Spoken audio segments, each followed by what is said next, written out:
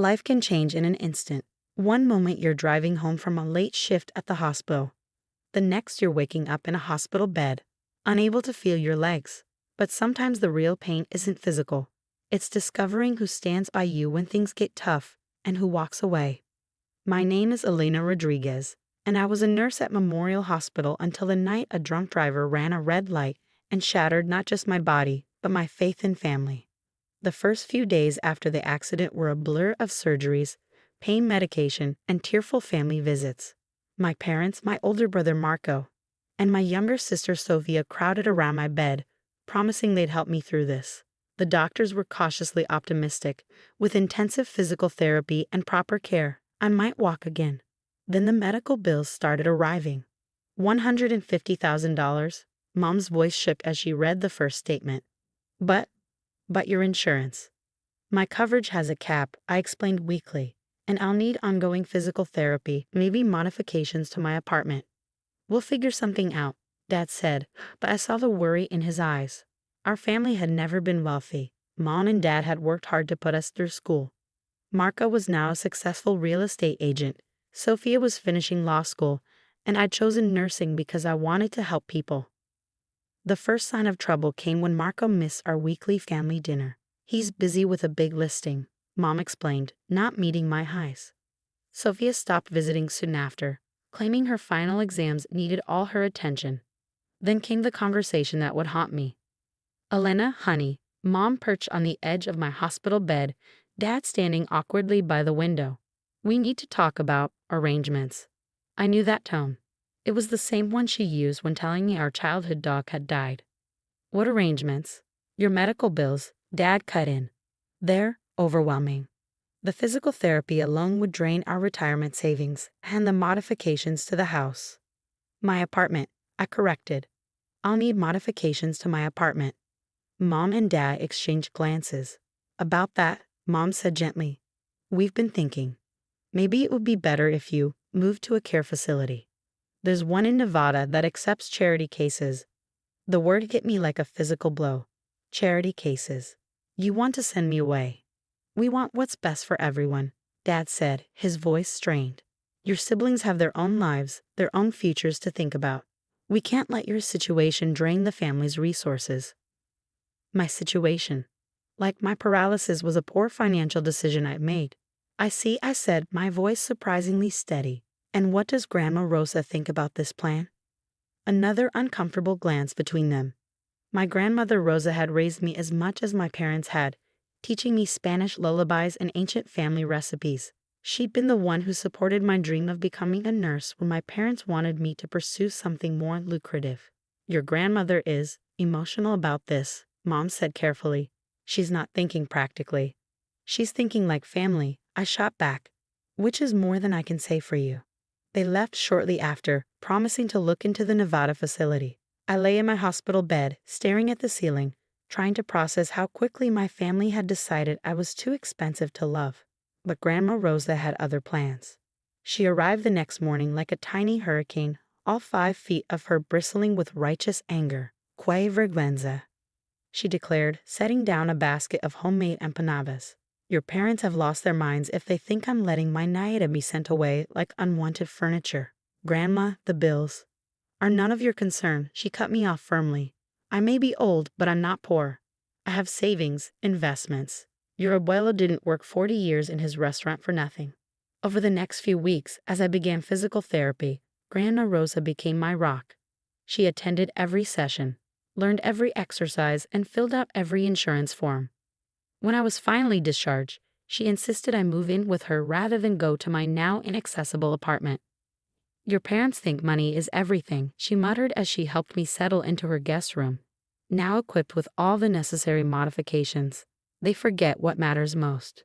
My family's visits became rare and stopped altogether. Marco sent occasional texts, usually around holidays. Sophia made excuses about being too busy with her new law firm job. Mom and Dad called on my birthday, their voices stiff with awkward guilt. But Grandma Rosa never wavered. She drove me to therapy, cooked my favorite meals, and slowly helped me rebuild my strength, both physical and emotional. When I had dark days, questioning if I ever walk again, She'd sit beside me telling stories about our family's history of overcoming adversity. Your great-grandmother crossed the border with nothing but 3 children and a dream, she'd say. You have her spirit, Miss Fuerte que el acero, stronger than steel. A year passed. With intensive therapy and Grandma's unwavering support, I progressed from wheelchair to walker to forearm crutches. The doctors called it remarkable. I called it stubbornness, another family trait, according to Grandma. Then came the diagnosis that would change everything again. Stage 4 pancreatic cancer, the doctor said gently, looking at Grandma Rosa's scans. I'm so sorry. I sat there in my wheelchair, holding my grandmother's hand, feeling the world tilt on its axis once more. But Grandma Rosa just nodded, as if she'd been expecting this. How long? She asked calmly. 3 months, maybe 4. She squeezed my hand. Enough time. Enough time for what, Grandma? She smiled mysteriously. Enough time to make sure justice is served, my amor. Your family thinks money is everything. Let's see how they feel when they learn the truth about my will. I didn't understand then what she meant. I was too focused on the idea of losing her, the one person who'd stood by me through everything. But Grandma Rosa had been planning for this moment for longer than any of us knew. And her final act of love would shake our family to its core. Part 2. Grandma Rosa's final months were a masterclass in quiet dignity and careful planning. While I focused on taking care of her, she was busy putting her own plan into motion. Mi amor, she called me into her study one evening, about a month after her diagnosis. There's something you need to know. She was sitting at her antique desk, surrounded by papers and old photographs. The room smelled of her favorite coffee and the lavender lotion she always used. I maneuvered my wheelchair next to her, noticing how thin she'd become, how the cancer was stealing her strength but not her spirit. Your abuelo and I, she began, pulling out a thick folder. We weren't just restaurant owners. We were investors. Smart ones. She opened the folder, revealing bank statements and property deeds. Everyone thinks the restaurant was our only success. But Miguel had a gift for seeing opportunities. The documents showed a portfolio worth millions, commercial properties, stock investments, even partial ownership in several successful businesses across the city. Grandma, I whispered. How? Why didn't anyone know? She smiled, the same mysterious smile she'd worn at the doctor's office. Because money changes people, my amor. We saw how it changed your father when his business did well, how it made him forget where he came from. We decided our children would make their own way, earn their own success. The money would wait for the right moment, for someone who understood its true value. She pulled out another document, her will, dated just after my accident. I've watched this past year, she continued, her voice hardening slightly. Watch how your family abandoned you when you needed them most. How they chose money over love, convenience over responsibility. They showed their true colors, and now they will face the consequences. The will was clear. The entire estate, worth nearly $15 million, would go to me. There were smaller bequests to various charities, but the bulk of the fortune, the properties, investments, even the beloved restaurant, would be mine. But Grandma, I protested. What about Mom, Marco, and Sophia? They get what they valued most, she said firmly. Nothing. They chose money over family. Let them live with that choice. Over the next few weeks, as Grandma's condition worsened, she taught me everything about managing the portfolio. She introduced me to her financial advisors, her property managers, her business partners. Every lesson was a gift, every introduction a piece of the legacy she was preparing me to carry.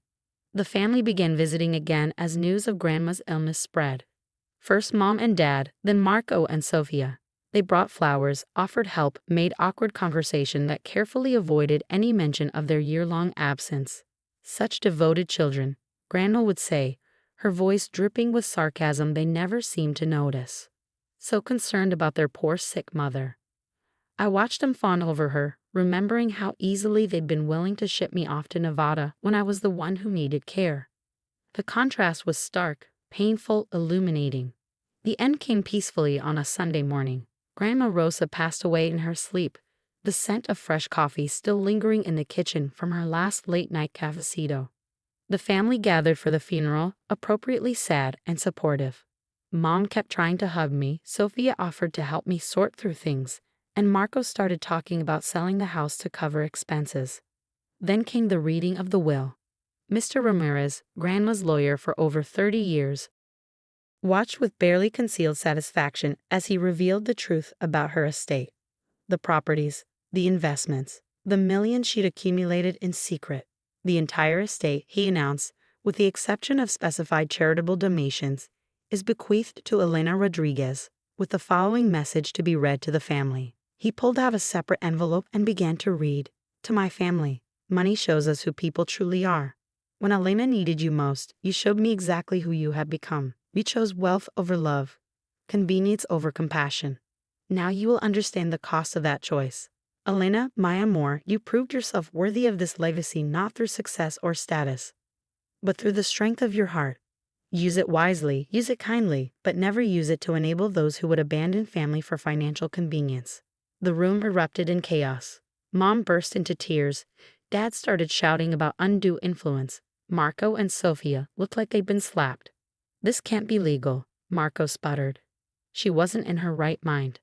I have extensive documentation proving otherwise, Mr. Ramirez said calmly, including videos Dola Rosa recorded explaining her decisions. Would you like to see them? They didn't. Of course they didn't. Instead, they turned to me, faces transformed by desperate hope. Elena, sweetie, Mom stepped forward.